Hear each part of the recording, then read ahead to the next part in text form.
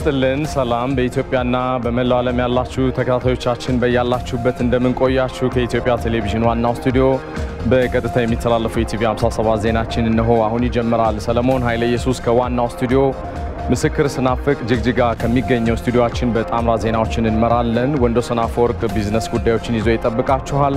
ከሀገር ውስጥና ከውጭ የመራረጥናቸው የስፖርት ዘገባዎች ደግሞ በረከት አለባቸው አብሯችሁ ይዘልቃል። አበይት ነጥቦቹን እናስቀድማለን። የአንኮበር አልዩ አምባ ዱልች መንገድ ግንባታ ለዓመታት በመጓተቱ መቸገራቸውን የአካባቢው ነዋሪዎች ተናገሩ።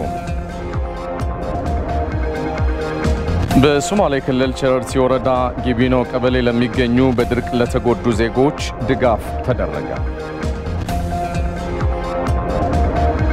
ቢዝነስ ዘገባችን በሩሲያና ዩክሬን መካከል ያለው ጦርነት በኢትዮጵያ የገቢ ዕቃዎች ማጓጓዝ ላይ ለፈጠረው ጫና አማራጮች የተፈለጉ መሆኑን የኢትዮጵያ ባህር ትራንስፖርትና ሎጂስቲክ አገልግሎት ድርጅት ገለጸ። ይህንና ሌሎች የቢዝነስ ዘገባዎችን ካፍታ ቆይታ በኋላ ደርሳችኋለሁ። እንደሰናፈው ከስፖርት አፍሪካን ወክለው ወደ ዓለም ዋንጫ የሚጓዙ 5 ሀገራት ዛሬ ምሽት ይለያሉ። ከአውሮፓም ፖርቱጋል ዛሬ ወሳኝ ዓለም ዋንጫ የመጨረሻ ማጣሪያ ጨዋታዋን ታደርጋለች። ይህና ሌሎች የሀገር ውስጥና የባህር ማዶ ስፖርት ዘገባዎችን ይዤ ልመለሳለሁ። ቀዳሚ የምናደርገው አጫጭር ዘገባዎችን ይሆናል። ህዝቡ ከዚህ ቀደም ለታላቁ የኢትዮጵያ ህዳሴ ግድብ ግንባታ በቦንድ ግዢ በልገሳና በሌሎችም መልኩ ያደረገ ያለውን ድጋፍ አጠናክሮ እንዲቀጥል ተጠየቀ። ሀገር አቀፍ የቦንድ ሽያጭ ሳምንት ይፋ ተደርጓል። የቦንድ ሽያጭ ሳምንቱን ያስጀመሩት ዶክተር ይናገር ደሴ ታላቁ የኢትዮጵያ ህዳሴ ግድብ ኃይል ያመንጭ እንጂ ሙሉ ለሙሉ ባለመጠናቀቁ ህዝቡ ድጋፉን አጠናክሮ እንዲቀጥል ጥሪያቸውን አስተላልፈዋል። የኢትዮጵያ የታላቁ ህዳሴ ግድብ ግንባታ ህዝብ የተሳትፎ ማስተባበሪያ ጽህፈት ቤት ምክትል ዳይሬክተር አቶ ታገል ቀኑብህ ህዝቡ በቦንድ ግዢ በልገሳና በሌሎችም መልኩ ለግድቡ ግንባታ እያደረገ ያለውን ድጋፍ አጠናክሮ እንዲቀጥልም ጠይቀዋል። የቦንድ ሽያጭ ሳምንቱ ከመጋቢት 20 ቀን እስከ ሚያዝያ 5 2014 ዓ.ም ይቆያልም ተብሏል።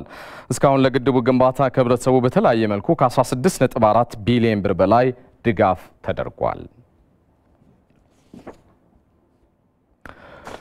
የኢትዮጵያ ብሔራዊ ምርጫ ቦርድ የፖለቲካ ፓርቲዎች ያቀረቧቸውን አቤቱታዎች መነሻ በማድረግ ባካሄደው ምርመራ ለተወሰኑ ጉዳዮች መፍትሄ መስጠቱን አስታወቀ። ቦርዱ ፓርቲዎቹ ያቀረቡትን አቤቱታዎችን ለመመልከት የምርመራ ቡድን አዋቅሮ ችግር ተከስቷል በተባለባቸው አካባቢዎች በመገኘት ምርመራ ስለማድረጉን ገልጿል። ቦርዱ ከፖለቲካ ፓርቲዎች ጋር በተለያዩ ጉዳዮች ላይ ውይይት እያካሄደ ይገኛል።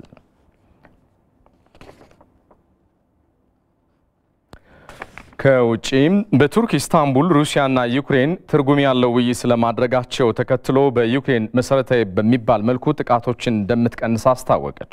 ሁለቱ ሀገራት በተደራዳሪዎቻቸው በቱርክ ኢስታንቡል ውይይት አካሂደዋል። የቱርኩ ፕሬዝዳንት ሬሲፕ ታይፕ ኤርዶሃን ለሁለቱ ሀገራት ተደራዳሪዎች አቀባበል በማድረግ ለጦርነቱ መፍትሄ እንዲያበጁ መልእክታቸውን አስተላልፈዋል። ዩክሬን ደህንነቷን ባስጠበቀ መልኩ ዓለም አቀፋዊ ስምምነት ላይ እንዲደረስም ጥሪዋን አስተላልፋለች።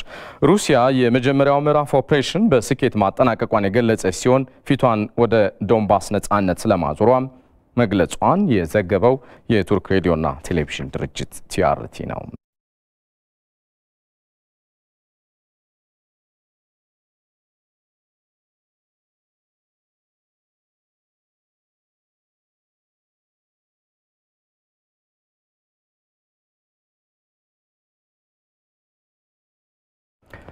ከኢትዮጵያ ቴሌቪዥን ዋናው ስቱዲዮ በቀጥታ የሚተላለፍላችሁ ኢቲቪ 57 ዝርዝር ጉዳዮች ደግሞ ካፍታ በኋላ ይመለሳሉ። አብራችሁን ቆዩ የተወደዳችሁ።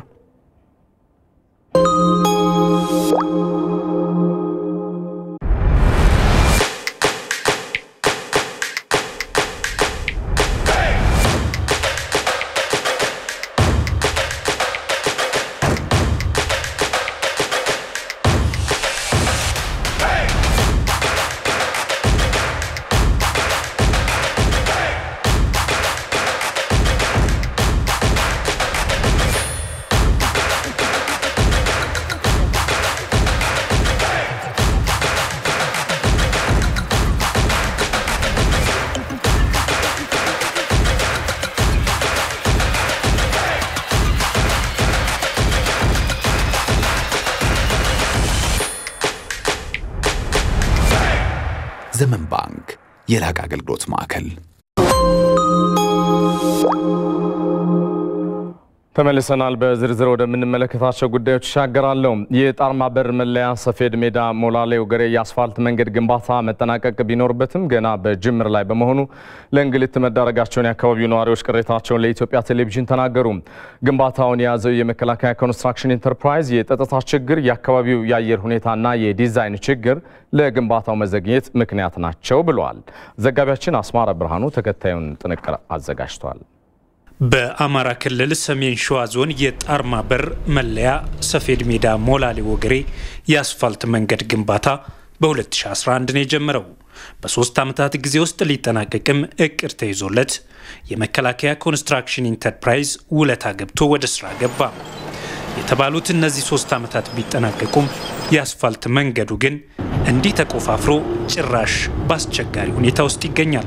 ይህም የመንገዱ መዳረሻና ተጠቃሚ በሆኑ የመሃል ሜዳ መለያና ሞላሌ ነዋሪዎች ላይ ቅሬታን ፈጥሯል። እንደውም ቀደም ብሎ የነበረውን የጠጠር መንገድ በመቆፋፈር የበለጠ ጉዳት እንዲደርስበት በመደረጉ ህዝቡ ከፍተኛ የሆነ ችግር ላይ ወድቋል። እስካሁንም የሚሰራውም የለም፣ የሚጠየቀው ማን እንደሆነም አይታወቅም፣ መልስ ሰጭም የለም። መንግስትም ያየውም አይመስለኝም።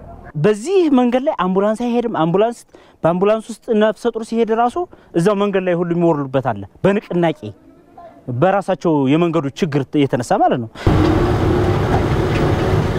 ይህ የመንገድ ፕሮጀክት በተቀመጠለት ጊዜ ገደብ ቢሆን ኖሮ ሙሉ በሙሉ የአስፋልት መንገድ ግንባታው ተጠናቆ ስራ መጀመር ነበረበት። ሆኖም ግን እንደምንመለከተው ተቆፋፍሮ ገና የጅማሬ ሂደት ላይ ነው የሚገኘው። ይህም የአካባቢውን ህብረተሰብ ለከፋ እንግልት ዳርጓል። የመኪና ባለ ንብረቶችም ንብረቶቻቸው ያለ ጊዜው እንዲበላሹና እንዲወድሙባቸው እያደረገ ይገኛል።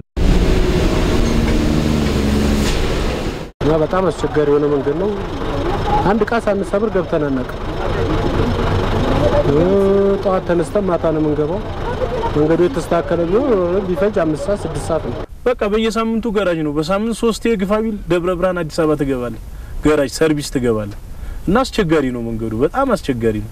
በመከላከያ ኮንስትራክሽን ኢንተርፕራይዝ የዚህ የመንገድ ፕሮጀክት ስራ አስኪያጅ ቤዛ ቀለመወርቅ የመንገድ ግንባታው በዚህ ደረጃ የተጓተተው ከወሰን ማስከበር፣ ከአካባቢው አስቸጋሪ የአየር ሁኔታና የዲዛይን ችግር ጋር በተያያዘ ነው ብለዋል።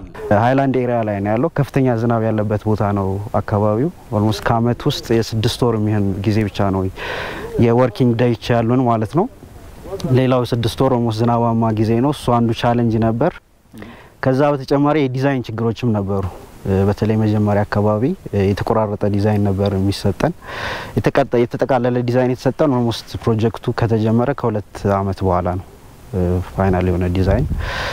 ያው እንግዲህ ሁላችን እንደምታውቁ የጸጥታ ችግር አሁን ላይ ያለው ሀገሪቱ ላይ ያለው የጸጥታ ችግር፣ የኮቪድ አውትብሬክ፣ እነሱ ደግሞ ኮንስትራክሽን ማቴሪያል ሰፕላዮቻችን ላይ ትልቅ ችግር ፈጥረውብናል። በተለይ ነዳጅ አቅርቦትና ሲሚንቶ አቅርቦት ላይ ትልቅ ችግር ነበሩ። በዚህ ምክንያት ነው እንግዲህ ፕሮግረሱ የዘገየው ማለት ነው። በዚህም የመንገድ ግንባታው አፈጻጸም ገና ከ17 በመቶ ያልዘለለ ደረጃ ላይ መሆኑን ነው ቤዛ ቀለመወርቅ የገለጹት። ግንባታውን የያዘው የመከላከያ ኮንስትራክሽን ኢንተርፕራይዝም ተጨማሪ የግንባታ ጊዜ ማራዘሚያን ጠይቋል። ከጣርማ በር ጀምሮ የመለያ ሞላሌ ወገሬና መሃል ሜዳ ነዋሪዎች ግን ዛሬም በዚህ መንገድ ግንባታ መጓተት እንግልታቸው እንደቀጠለ ነው። በሌላ ዜና የአንኮበር ልዩ አምባ ዱልቻ የመንገድ ግንባታ ለዓመታት በመጓተቱ ሳቢያ መቸገራቸውን የአካባቢው ነዋሪዎች ይናገራሉ። የመንገዱ ግንባታ የያዘው ሰንሻይን ኮንስትራክሽንም በአካባቢው የሚከሰተው የተፈጥሮ አደጋ ለግንባታው መጓተት በምክንያትነት ይጠቅሳል። አሁንም አስማራ ብርሃኑ። ይህ ከአንኮበር ዱለቻ የ40 ኪሎ ሜትር ርዝመት ያለው የአስፋልት መንገድ ግንባታ ከ6 ዓመታት በፊት የጀመረ ነው። የመንገዱ ግንባታ ለዓመታት እየተጓተተ በመሆኑ የመንገዱ ተጠቃሚ የሆኑት የዱለቻ የልዩ አምባና የአንኮበር ነዋሪዎች ለእንግልት ተዳርገናል ይላሉ። ለኛ ችግር ነው። ምንድነው አሁን እንደልብ አንሄድም፣ እንደልብ ትራንስፖርትም ታስቸግሮናል። ማለት መንገዱ ተጠናቅቆ ቢሆን መኪኖችም በብዛት ነበረ። ህብረተሰቡም ደግሞ ያለውን ምርት አምርቶ በተባለው ዋጋ አይሸጥም። ለምን? የመንገድ ችግር ስላለ እና የመንገድ ችግር በመኖሩ የተነሳ ሽንኩርቱ በአግባቡ ካልተሸጠለት፣ ቃሪያው፣ ቲማቲሙ በአግባቡ ካልተሸጠለት የመስራት እንትኑን ያዳክመዋል። በተለይ በክረምት ወቅት ከዚህ ደብረ ብርሃን በምንጓዝበት ሰዓት ክረምት ነውና ጭቃ ይሆናል። በጭቃው ምክንያት በጣም ህዝባችን ይንገላታል። እነዚህ የመንገዱ ተጠቃሚ የህብረተሰብ ክፍሎች ተደጋጋሚ ቅሬታቸውን ለሚመለከተው ሁሉ ቢያሰሙም ለውጥ ግን ሊመጣ አልቻለም ብለዋል። እኛ ያላመለከትንበት ጊዜ የለም። ቢሮአቸው ድረስ ሄደን አመልክተናል። የኢትዮጵያ መንገዶች ባለስልጣን ሰራተኞች ሲመጡ እንደዚሁ እንዳሁኑ ኢንተርቪው እየተደረግን ተናግረናል ያለውን ችግር ሁሉ። ግን የምናየው ነገር ሁሉ በተሟላ ሁኔታ ይጠናቀቃል እንድንል አያደርግም። በአካባቢው የሚከሰተው የመሬት መንሸራተት አደጋ ለመንገዱ ግንባታ መጓተት ምክንያት መሆኑን የሳንሻይን ኮንስትራክሽን የምህንድስና ዋና ስራ አስኪያጅ አቤሴሎም ደመቀ ገልጸዋል። 2 ቦታዎች ላይ የመስመጥ 4 ቦታዎች ላይ ደግሞ የመንሸራተት እነዚህ 6 ቦታዎች ላይ በ12 ኪሎ ሜትር ውስጥ ችግር ስላጋጠመ ይሄ እንግዲህ መጠናት አለበት። ዝም ብለ አሁንም የምትሰራው ነገር የማያዳግም መሆን ስላለበት ጥናት መጠናት አለበት እና ይሄ ጥናት ተጠንቶ ወደ ስራ ለመግባት ደግሞ የሚያጠና አካል ጨረታ ማውጣት አለበት። ጨረታው መጀመሪያ ጥናቱ ራሱ መጽደቅ አለበት፣ ጨረታ ማውጣት አለበት። ያ ጨረታ ከወጣ በኋላ እንደገና ደግሞ አሸናፊው አካል ገብቶ ደግሞ ጥናት ማጥናት አለበት። በዋናነት መዘግየቱ የመጣው ከዚህ አንፃር ነው። በዚህም የ28 ኪሎ ሜትር የአስፋልት መንገድ ግንባታው ቢጠናቀቅም በ12 ኪሎ ሜትሩ ላይ ግን የተፈጥሮ አደጋው መጓተቱን መፍጠሩ ተገልጿል። የአካባቢው ነዋሪዎች ግን የተሰሩት የመንገዱ ክፍሎችም ቢሆኑ የጥራት ችግር ያለባቸው ናቸው ብለዋል። ይህ የመንገድ ፕሮጀክት 2008 የጀመረና በ3 ዓመት ውስጥ መጠናቀቅ ያለበት ቢሆንም እስካሁን አልተጠናቀቀም።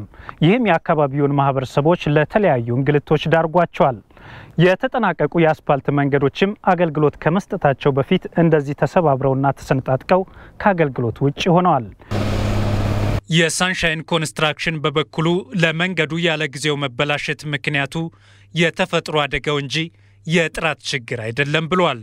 ግብአቶቹም መጀመሪያ ወደ መንገድ ግንባታው ከመግባታቸው በፊት ቼክ ይደረጋሉ። እያንዳንዱ ማቴሪያል ማለት ነው። እየተሰራም እያለ ደግሞ ኳሊቲው ስታንዳርዱ በሚፈቅደው መጠን ነው ወይ የተሰራ የሚለውን ቼክ ያደርጋሉ። የሁሉ ኤፈርት ይደረጋል። የኳሊቲ ችግር አይደለም። አሁን እዛ አካባቢ ያለው ነገር ከኳሊቲ ጋር የተያያዘ ሳይሆን በአይን የሚታይ በቃ የተሰራው አስፋልት እንደዚህ ወርዷል እና ምንድነው የመሬት መንቀሳቀስ ነው እንጂ የተጠቀምናቸው ማቴሪያሎች ችግር አይደለም። ከአንኮበር ዱለቻ የአስፋልት መንገድ ግንባታውን የያዘው ሳንሻይን ኮንስትራክሽን ያሉ ችግሮችን በመለየት መንገዱ በቀጣይ ዓመት በ2015 ዓ.ም ሙሉ በሙሉ ይጠናቀቃል ብሏል። እዚህ ጉዳይ ላይ እንቆያለን። የተወደዳችሁ እንግዳ ጋብዘናል። ተጨማሪ ምላሽና ማብራሪያ እንዲሰጡኝ የኢትዮጵያ መንገዶች ባለስልጣን የፕሮጀክቶች አስተዳደር ቡድን መሪ አቶ ተስፋዬ አንተኒስሙ ስቱዲዮ ናቸው። መጠነኛ ቆይታ ይኖረኛል። ለጊዜው እናመሰግናለን። ተከታታይ 2 ዘገባዎችን አይተናል። እንግዲህ እስኪ ከጣርማ በር ነሳና ሰፌድ ሜዳ ሞላሌ ወግሬ አስፋልት መንገድ ግንባታ መጠናቀቅ ቢኖርበትም ገና 17 በመቶ ላይ ነው ያለውና ግንባታውን የያዘው የመከላከያ ኮንስትራክሽን ኢንተርፕራይዝ ለግንባታው መዘግየት እንደ አንድ ሳቢያ ብሎ ያነሳው ወጥ ዲዛይን አለመኖር የሚል ነው። ምናልባት ይሄ ለምን ሆነ? ወጥ ዲዛይን የሚባለውን ነገር ከጅምሩ ፈቶ ወደ ስራ መግባትስ ለምን አልተቻለም?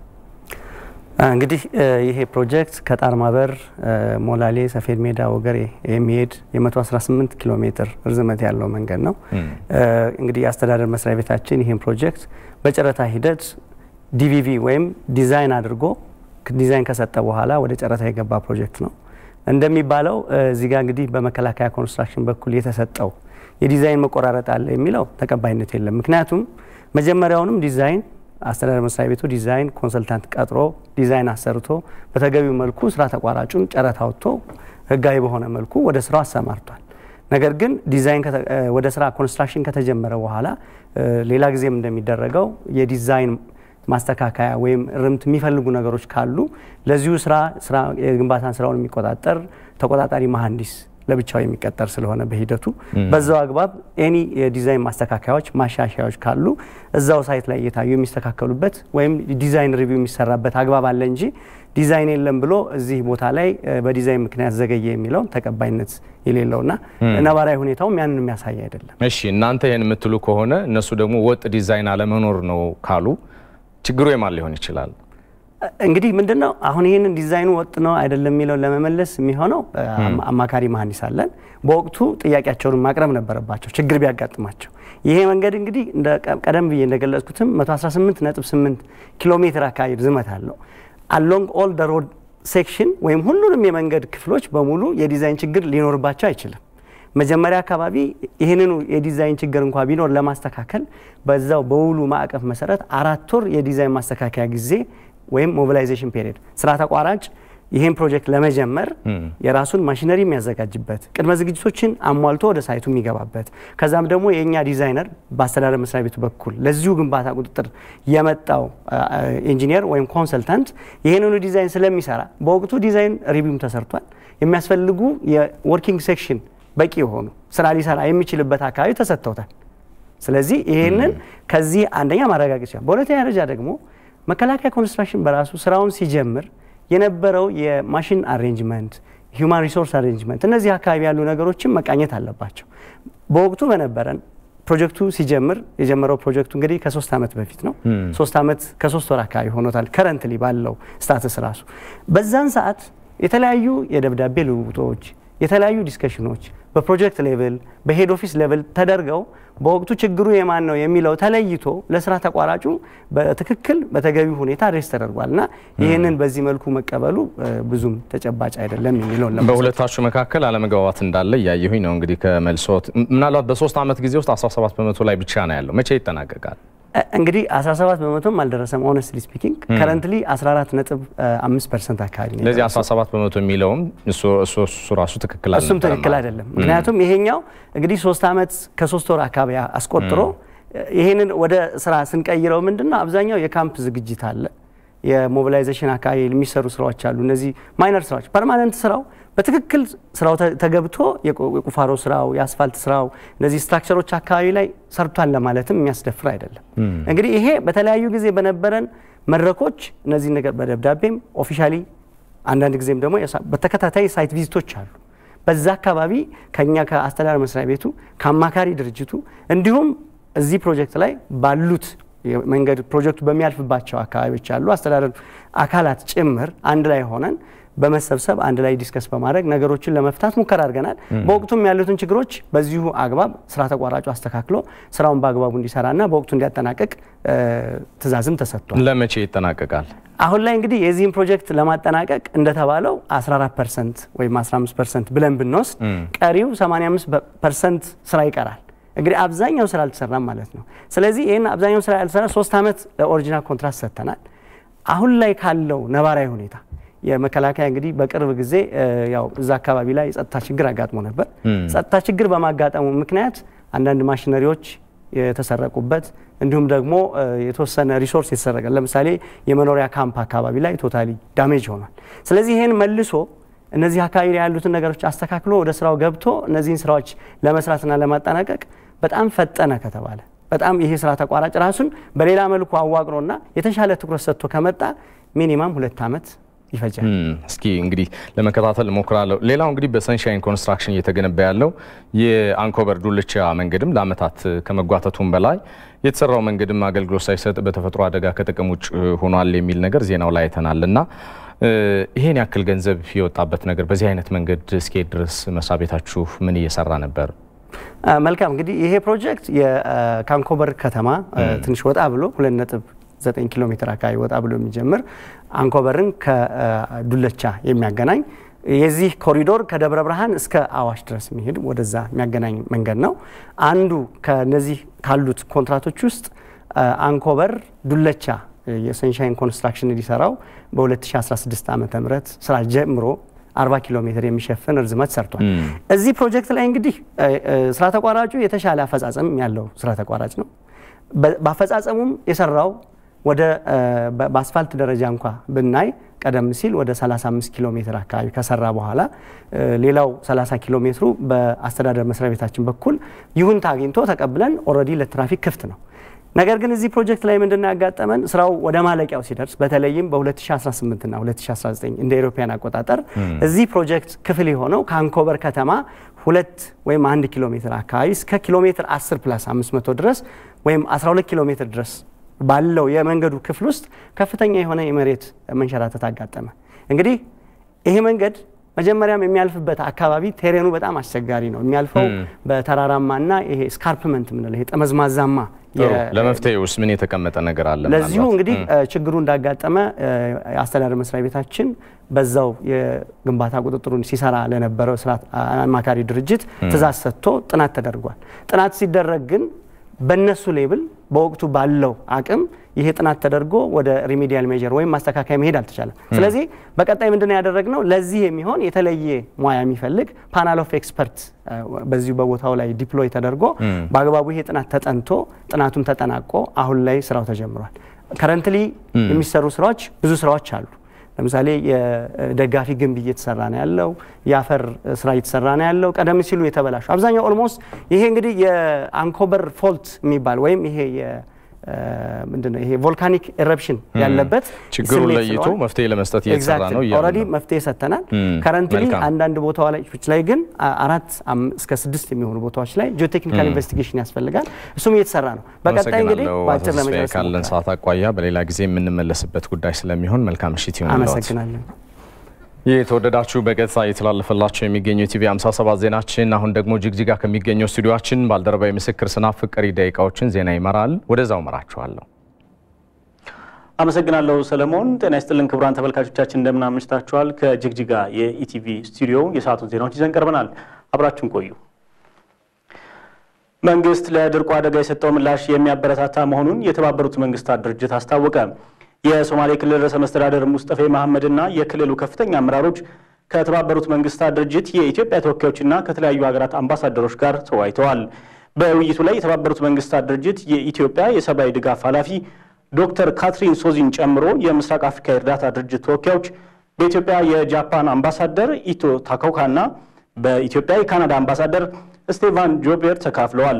ህብረተሰቡን ከድርቅ በዘላቂነት ለመከላከል የተጀመረው ልማታዊ እቅድን ለመተግበር የሚያስችሉ ሀሳቦች ላይ መምከራቸውን የክልሉ ብዙሃን መገናኛ ድርጅት ዘግቧል። በውይይቱ ላይ በክልሉ አሁን ላይ ያሉ ችግሮችን በመፍታት የህብረተሰቡን ኑሮ ለማሻሻል የሚረዱ ዘዴዎችን በመለየት በትብብር ለመስራት በሚቻልበት መንገድ ዙሪያም ምክክር ተካሂዷል። ድርቁ ከተከሰተበት ጊዜ አንስቶ መንግስት ያከናወናቸው ተግባራት በሪፖርት መልክ እንደቀረበ የሶማሌ ክልል ርዕሰ መስተዳድር የሰብአዊ ጉዳይ አማካሪ አህመድ ኡስማኤል ተናግረዋል። ኩለን ኩላ ቃደናይ ሃይዳሃ ዩኤንታ የሰፊሮ በዛሬው ዕለት ከተባበሩት መንግስታት የኢትዮጵያ ሰብአዊ ድጋፍ ኃላፊ ከካናዳና እንዲሁም ከጃፓን አምባሳደሮች ጋር ፍሬያማ ውይይት ተካሂዷል። በተለይ ለክልሉ መንግስት ድጋፍ ካደረጉ ድርጅቶች መካከል የተባበሩት መንግስታትና የተለያዩ ረጂ አካላት ይገኙበታል። በውይይቱ ላይም መንግስት ድርቁ ከተከሰተበት ጊዜ አንስቶ የሰራቸውን ዘርፈ ብዙ ስራዎች በሪፖርት መልክ አቅርቧል። እንደ አውሮፓውያን አቆጣጠር በ2017 የተከሰተውን ድርቅ በክልሉ በሚገኘው አንዱ ዞን ላይ ብቻ ነው የተከሰተ የነበረው። የአሁኑ ግን በክልሉ በሚገኙ 10 ዞኖች መከሰቱንና ይህም የድርቁን አስከፊነት በይበልጥ እንደሚያስረዳ በውይይት ላይ ተገልጾላቸዋል። በነገው ዕለትም በሸበሌ ዞን በድርቁ ምክንያት የተፈናቀሉ ወገኖቻችንን እንዲጎበኙ ይደረጋል። በቀጣይም በአካባቢው የሚጥለውን ዝናብ ታሳቢ በማድረግ በምግብ ራስን ከመቻል ጋር በትብብር ለመስራት ከስምምነት ላይ መደረሱንም አማካሪው ገልጸዋል። ሳሪና ማዳም ወሃደ ብሺ ማች አይ ገበገበታhay ሮብኪና አረቸኔ ነው ሚያዝያ ላይ ዝናብ ይጥላል የሚል እምነት አለን። ስለዚህ አሁን ከመጋቢት ወር ጀምሮ የሚሰሩ ስራዎች ላይም ውይይት ተደርጓል። በተለይ ዝናብ ማቆርና በግብርናው ከራስ አልፎ ሌሎች አካባቢዎችም ምርት የመላክ እቅድ መያዙን ከመንግስት በኩል ገልጻ ተደርጎላቸዋል። በዚህም በጋራ ለመስራት ከስምምነት ላይ ተደርሷል። ሶማሌ ክልል ርዕሰ መስተዳድር ሙስጠፌ መሐመድ ከተባበሩት መንግስታት ድርጅት የስደተኞች ጉዳይ ከፍተኛ ኮሚሽን የምስራቅ አፍሪካ ተወካይ መሐመድ አብዲ አፌና ከኮሚሽኑ የኢትዮጵያ ተወካይ ማማዱ ዲያን ባልዴ ጋር ተወያዩ። በውይይቱም በክልሉ በሚገኙ ስደተኞች ዙሪያ መክረዋል። በተለይም ስደተኞች በተሻለ ድጋፍ የሚያገኙበትና በዘላቂነት በሚቋቋሙበት ሁኔታ ላይ መምከራቸው ተገልጿል።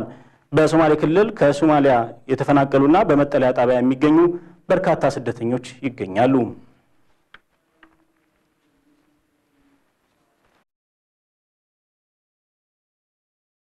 ክልል ጨረርቲ ወረዳ ጊቢኖ ቀበሌ የሚገኙና በድርቅ ለተጎዱ ዜጎች ድጋፍ ተደረገ። ድጋፍ የተደረገላቸው ዜጎች መንግስት በድርቁ ምክንያት የሰው ሕይወት እንዳይጠፋ ላደረገው ርብርብ ምስጋናቸውን አቅርበዋል። ቴዎድሮስ ታደሰ ተጨማሪ አለው።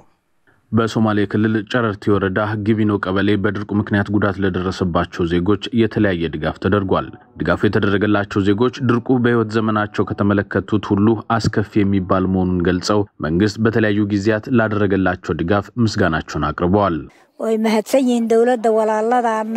ስለተደረገው ድጋፍ እናመሰግናለን። እስካሁን በድርቁ ምክንያት ሰው አልሞተብንም።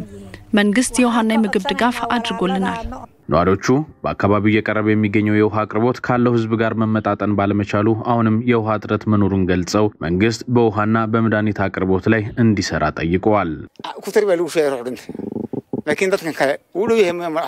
የሰው ልጅ እርዳታ ውስን ነው። በእርዳታ የሚመጣልን ውሃ ካለው ህብረተሰብ ጋር ተመጣጣኝ አይደለም። ዛሬ የተሞላልን የውሃ ቢርካ ነገ ያልቃል። መንግስት የተሻለውን ቢያደርግልንም ከፈጣሪ ግን መፍትሄው እንዲመጣልን ነው የምንፈልገው። አሁን በአስቸኳይ የምንፈልገው ለሰዎችና ለእንስሳት የሚያገለግል የመድኃኒት ድጋፍ ነው። ድጋፉን ሲያስተባብሩ ያገኘናቸው የወረዳው የፖለቲካ ዘርፍ አስተባባሪ ጃማ መሐመድ ዱበድ በአካባቢው በድርቁ ምክንያት በሰው ህይወት ላይ ጉዳት እንዳይደርስ የተለያዩ ድጋፎችን እያደረጉ ስለመሆኑ ተናግረዋል። መንግስት ለአካባቢው ውሃ የሚያቀርበው እጅግ በጣም ሩቅ ከሚባል ስፍራ በመሆኑ ምክንያት ለነዋሪዎቹ ውሃ ለማቅረብ ብዙ ቀናት እንደሚፈጅባቸው ነው አቶ ጃማ የገለጹት። ውሃ የሚመጣበት ቦታ እጅግ በጣም ሩቅ ስለሆነ አሁን ላይ በዚህ አካባቢ የተዘጋጀውን የውሃ ቢርካ በ5 ቀን አንድ ቀን እንዲሞላ ነው የጊዜ ሰሌዳ ያወጣነው። ይህም ከርቀቱ አንጻር የተፈጠረ ነው። ዝናብ እስኪጥል ድረስ የህብረተሰቡንና የእንስሳቱን ህይወት ለማቆየት በዚህ መልኩ እየጣርን እንገኛለን። በሶማሌ ክልል በተከሰተው ድርቅ ሳቢያ መንግስት ከተለያዩ አካባቢዎች ከ3 ቢሊዮን ብር በላይ በማሰባሰብ በሁሉም ዞኖች ለተከሰተው ድርቅ ምላሽ እየሰጠ እንደሚገኝ ይታወቃል። ተመልካቾቻችን ከኢቲቪ ጅግጅጋ ስቱዲዮ ለሰዓቱ ያዝናቸው ዜናዎች ይህንን ይመስሉ ነበረ። ኢቲቪ ዜና 57 ይቀጥላል። ወደ አዲስ አበባ ስቱዲዮ ስመልሳችሁ ሰለሞን ኃይለ ኢየሱስ ይጠብቃችኋል። ጤና ይስጥልን። አመሰግናለሁ ምስክር ለቆይታ። የተወደዳችሁ በቀጣይ ደቂቃዎቻችሁ ደግሞ ከተመራረጡ የቢዝነስና የስፖርት ዘገባዎች ጋር ትቆያላችሁ። ከኔ ጋር የምንገናኘው 2 ሰዓት ይሆናል ማለት ነው። በያላችሁበት መልካም ጊዜ